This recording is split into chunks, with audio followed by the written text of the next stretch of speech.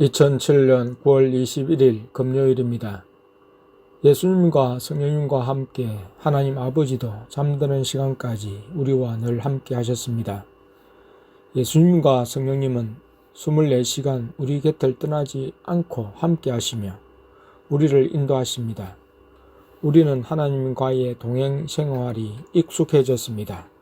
하나님 아버지, 예수님, 성령님은 우리가 교회당에서 잠자는 시간에 강단 의자에 앉아 계셨고 방에서 잠잘 때는 원탁 의자에 앉아 계셨습니다.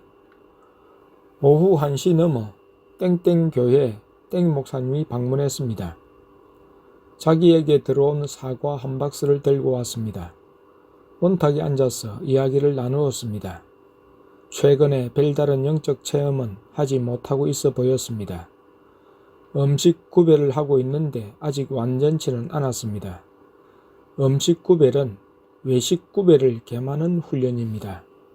음식 구별을 하면서 사람의 눈치를 보아 아예 숨기거나 또는 적당하게 구별하는 것은 외식을 행하는 것입니다. 음식 구별을 통해서 사람을 의식하기보다는 하나님을 의식하고 행동하는 정결한 마음과 몸을 갖추게 됩니다. 이중적인 태도를 버리는 훈련, 사람이 뭐라 해도 하나님이 시키신 일을 밀고 나가는 믿음의 결단이 필수적입니다. 이를 통해서 마음과 몸에 배어있는 극과 속이 다른 외식을 버릴 수 있습니다.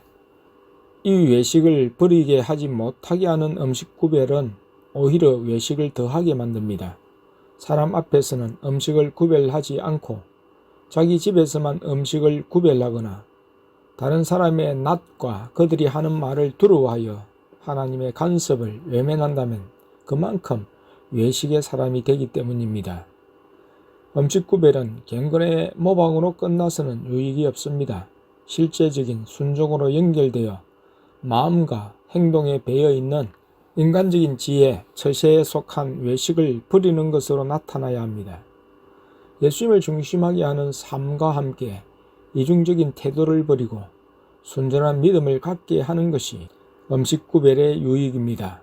그리고 음식 구별은 구원과는 관계가 없지만 하나님에게서 나왔고 하나님이 시키신 것이기 때문에 간섭받고도 하지 않으면 그것 자체가 타락입니다. 예수님을 믿음으로 천국 가지만 부름받은 하나님의 사람들은 주님의 말씀에 대한 순종이 바로 구원이 되고 또한 상급이 된다는 사실입니다. 순종을 통해 믿음이 살아있는지 죽었는지 참인지 거짓된 것인지 알 수 있기 때문입니다. 예수님의 말씀에 불순종하는 삶에는 구원도 상급도 없습니다. 구원과 진정한 사역은 예수님을 모시고 그 말씀에 순종함에 달려 있습니다. 땡 목사님은 최근 교회당 외관을 새 페인트로 단장하여 잘 꾸몄다고 말했습니다. 예수님은 속을 단장하기보다는 겉을 단장하고 그것을 자랑하는 것을 좋아하지 않으셨습니다. 오후에는 도서관에 갔습니다. 도서관 입구로 갈 때 하나님 아버지가 아내에게 성령의 불폭탄 키우는 방법을 알려주겠다고 하셨습니다. 둘째를 통해 키우는 방법을 비밀히 보여주셨습니다. 운전한다고 모를까요? 나도 다 보았습니다. 그리고 했습니다. 도서관에서 우선 가족석에서 예수님이 고르신 어린이 영화를 한 편 보고 도서관에 머물면서 책을 보았습니다. 오후 5시 40분경에 은행에 들렸다가 마트에서 쇼핑을 했습니다. 예수님께서 밤 시간에는 각오를 더 단단히 하라고 하셨습니다. 8시가 되자 예수님이 교회당으로 오라고 하시고 먼저 온 나와 둘째, 막내부터 누워 있으라고 하시고는 불을 주셨습니다. 다음에는 좌우로 구르기를 반복하게 하셨습니다. 예수님이 끝이라고 하실 때까지 했는데 10번 정도 했나 봅니다.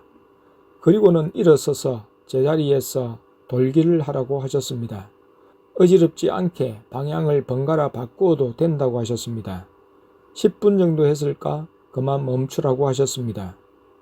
그리고 이어 아내가 왔는데 우리는 빠져 있고 아내는 치마를 입고 있어 구르기를 5번 정도 하고 서서 돌기를 더 많이 시키셨습니다.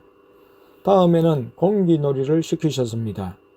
나와 둘째가 개인전을 하여 둘 중 이기는 사람에게는 성령의 전기폭탄을, 아내와 막내가 개인전을 시키시면서 이기는 사람에게는 성령의 독가시 폭탄을 주신다고 하셨습니다. 개인전은 어른들의 경우 잘하지 못하는 반대손으로 해야 했습니다. 둘째가 이겨 성령의 전기폭탄을 받았고 나는 받지 못했습니다.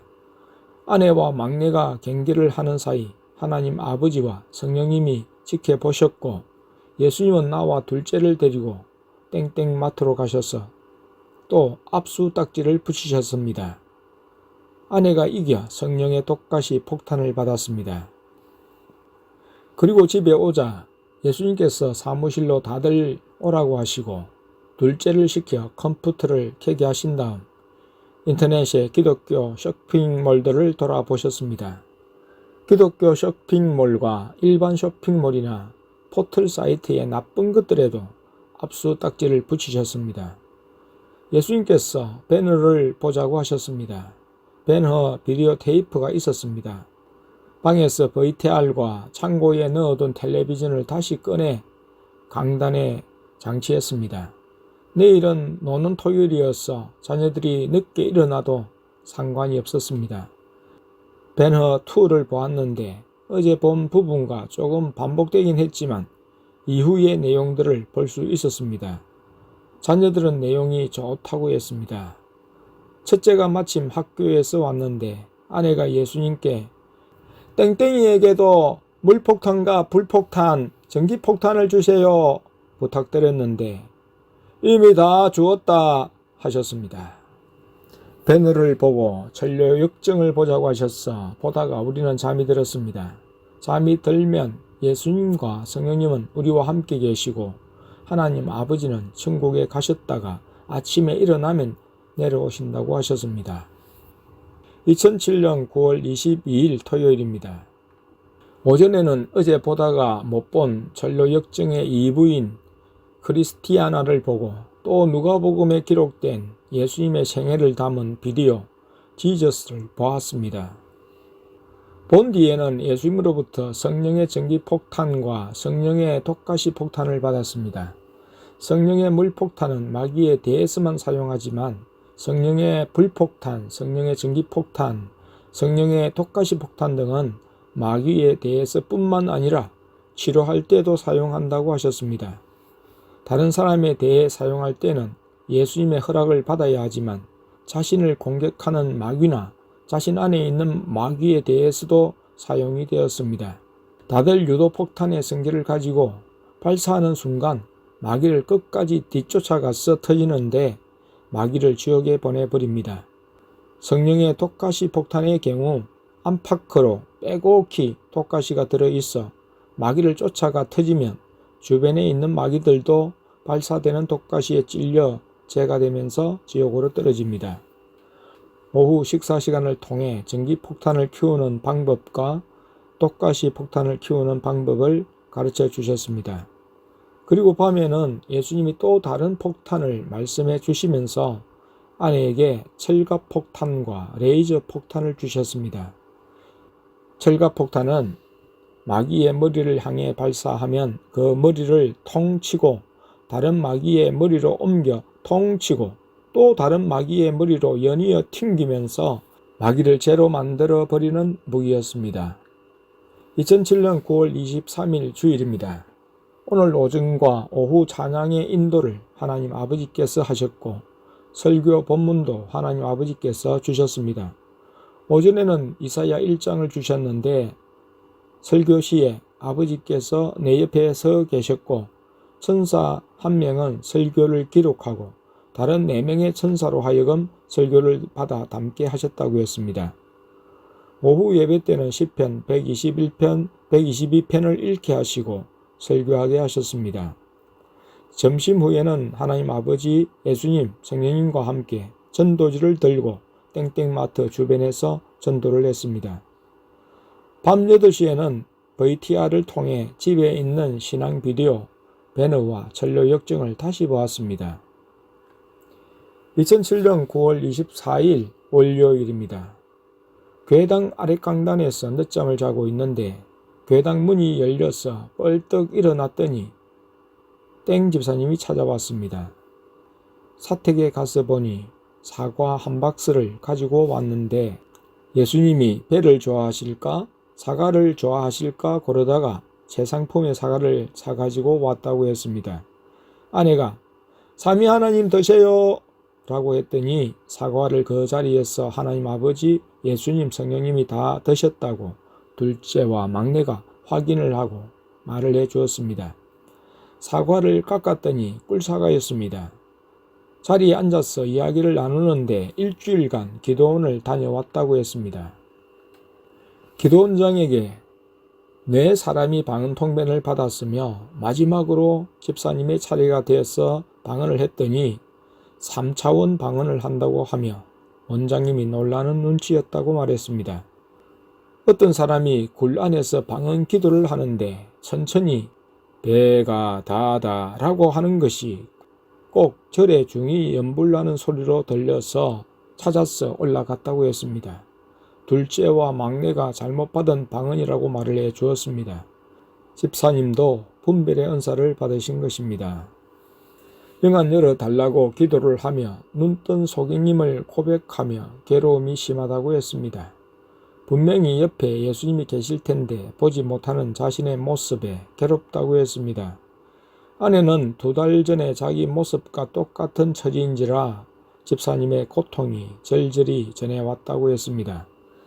집사님은 외아들과도 오랜 대화의 시간을 가졌으며 앉혀놓고 신앙적으로 깊은 대화를 했고 주일은 집 가까운 교회에 부자가 주일 예배를 드리러 갔다고 했습니다. 찬양 시에 그냥 찬양과 방언 찬양을 섞어서 했더니 집에 돌아온 아들이 아빠 찬양을 이상하게 하대요 라고 했어. 그것이 방언 찬양이라는 것이다 라고 했다고 했습니다. 땡땡아 니는 방언 안 받고 싶나? 물었더니 아빠를 부러워하는 눈치였다고 했습니다. 그리고 추석에 시골집에 가지 않고 권사님과 오늘 오후에 기도원에 올라가서 3일 동안 집회에 참석할 것이라고 했습니다.